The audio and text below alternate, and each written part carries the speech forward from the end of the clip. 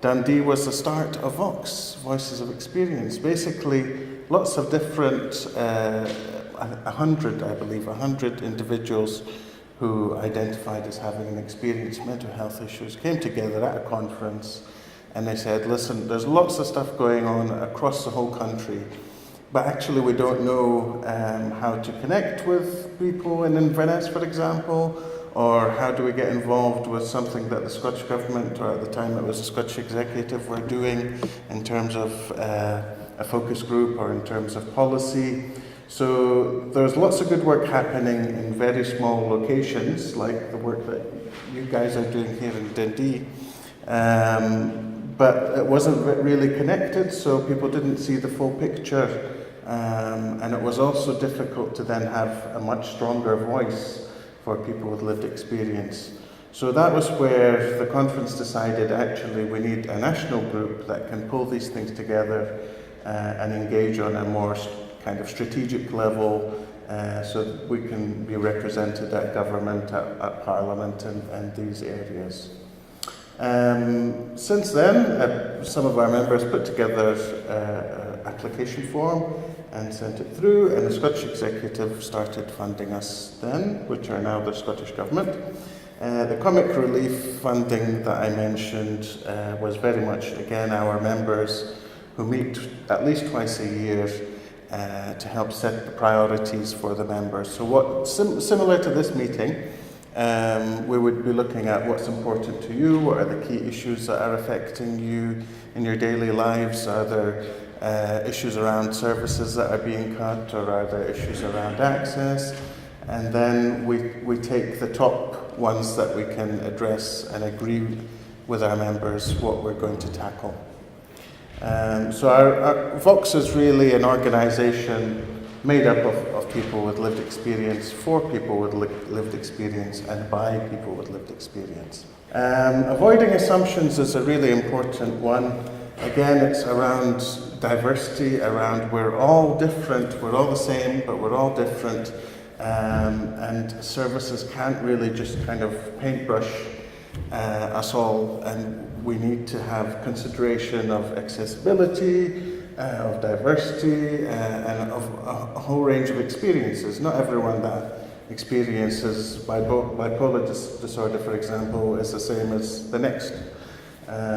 So it's about promoting and making sure there's awareness that services and policies really need to be person-centred, really need to be based and led by the individuals that need support.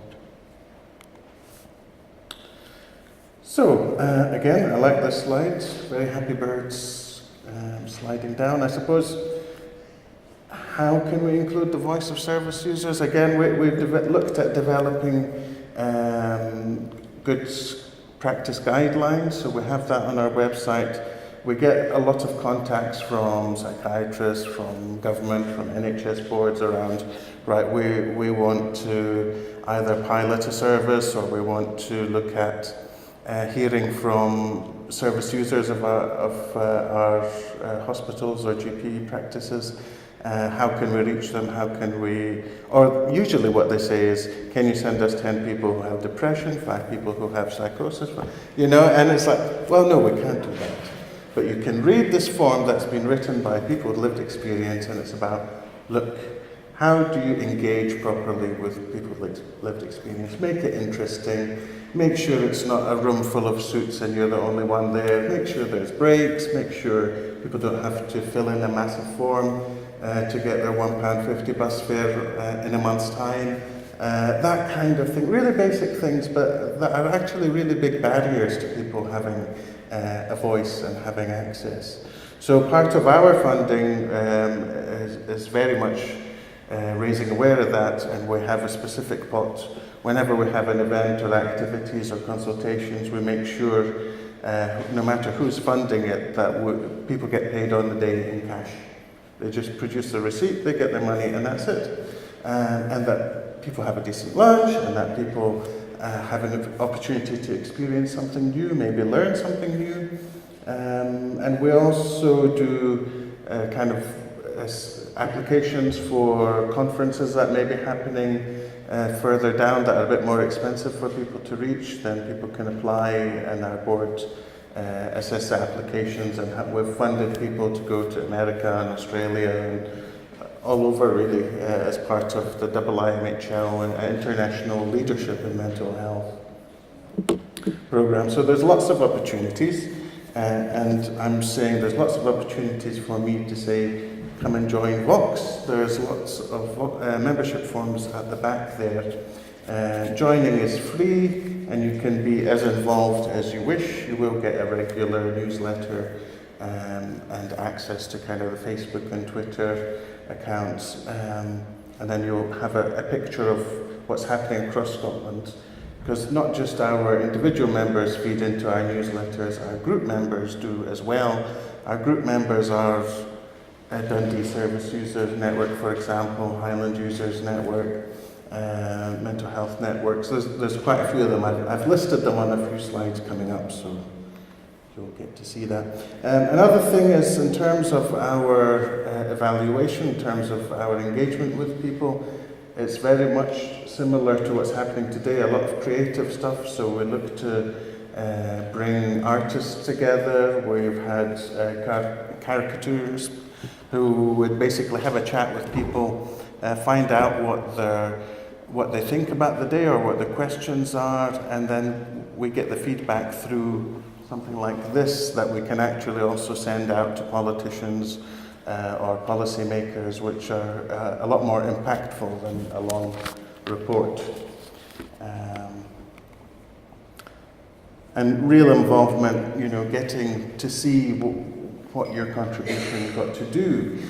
So we get a lot of contact, as I said, from national organisations and bodies for engagement.